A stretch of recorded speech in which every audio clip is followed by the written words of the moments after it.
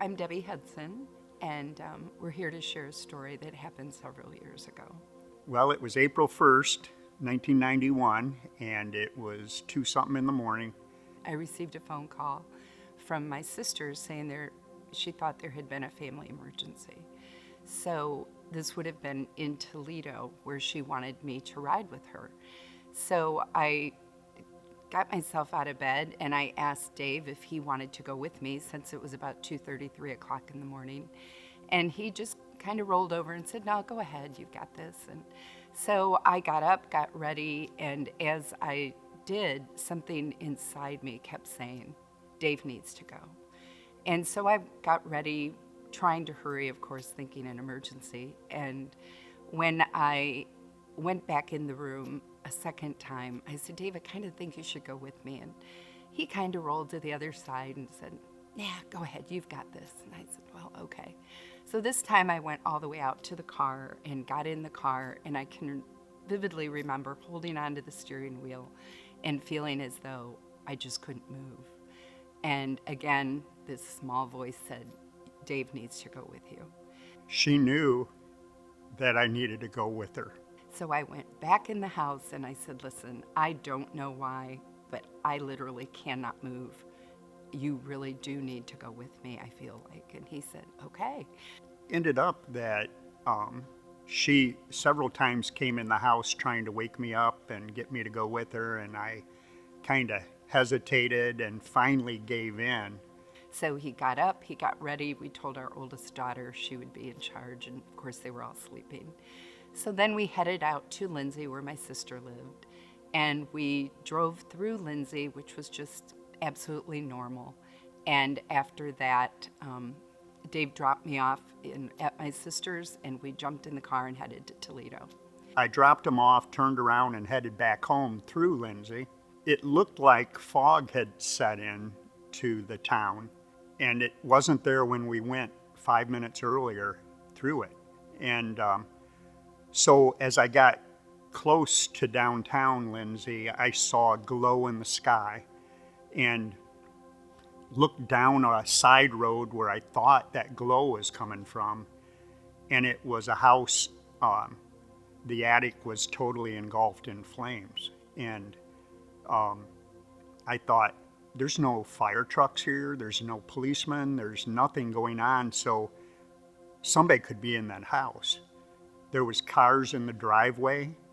I could see that the living room light was on, so I parked in the road and I ran up to the door, and it was unlocked, and I opened it and just started yelling, and a man came running down the hallway. It was a ranch style, maybe a 3-bedroom house.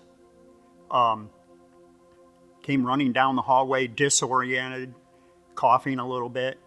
When I went in, the smoke from the attic had worked its way down to where it was about waist high to the ceiling. And he started getting his bearings, and he said, "What's going on?" I said, "Your house is on fire. You got to get out of here. And is there anybody else in the house?" And he said, "Yes, my wife and my 2 boys." And I said, "Well, show me where the bedrooms are, and you get your wife and I'll get the 2 boys." And so it was a short hallway down, and he got his wife, I got the 2 boys, woke them up. We got out of the house. By the time we were exiting the house, the smoke was total down to the floor, and you couldn't see the front door. You could feel the cold air sucking the smoke out the door. And so I was the last one out of the house, and believe it or not, the smoke alarm started going off as I exited the house, and really it was a lost cause at that point. And so we got out in the road. The younger brother ran to a neighbor's and called for the fire department, and they got there in a short time. We just gathered, and the family was, emotional, and thinking about things that they lost, and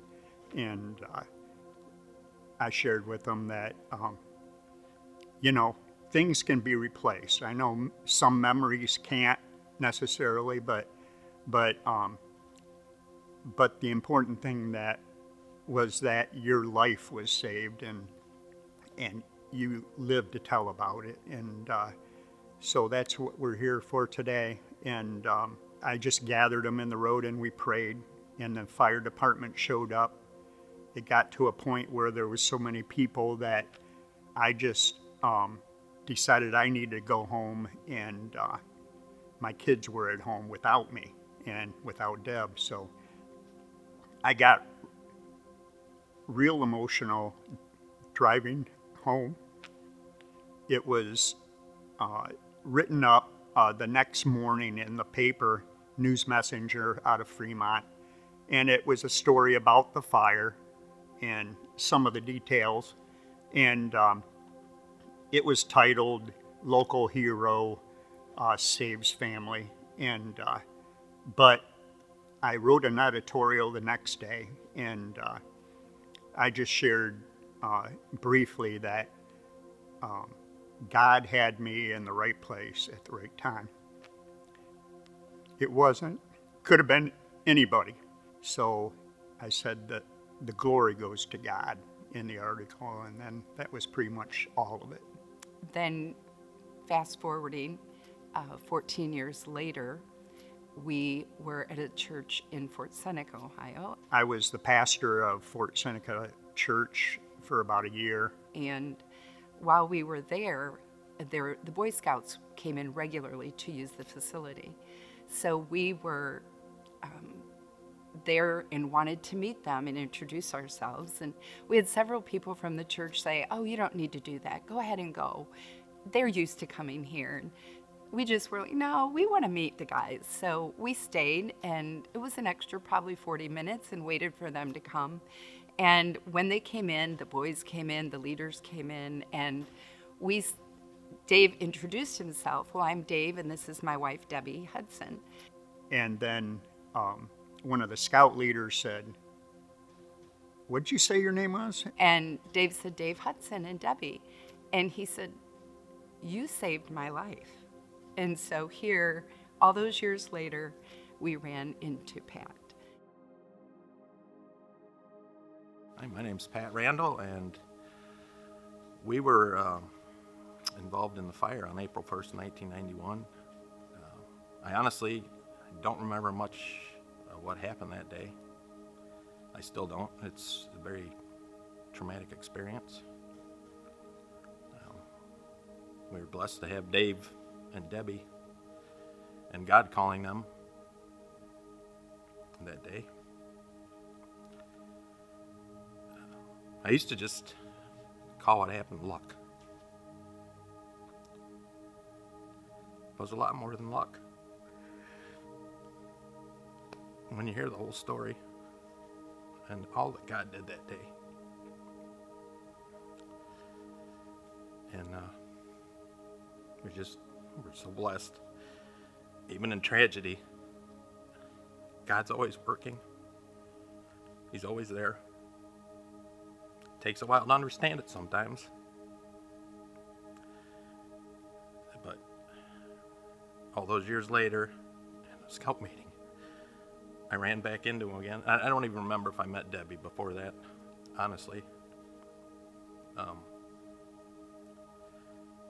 And it was just to have them back in our lives again.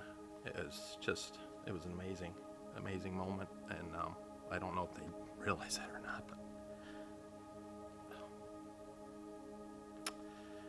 And then when my son became Eagle Scout, I had Dave come and do his prayer at the ceremony. That was just a great honor for my family, and they've just been such great people in our lives, and I know God has a lot to do with that, and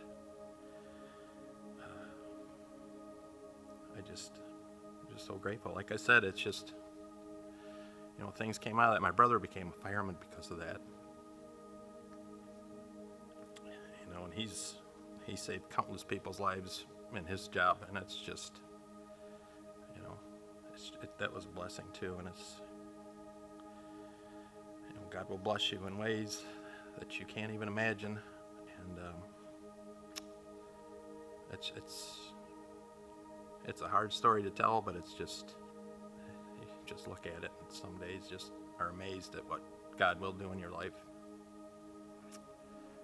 I don't think it was a mistake. I don't think it was by accident. I think it was God driven. Life goes on, but God has a plan. Amen.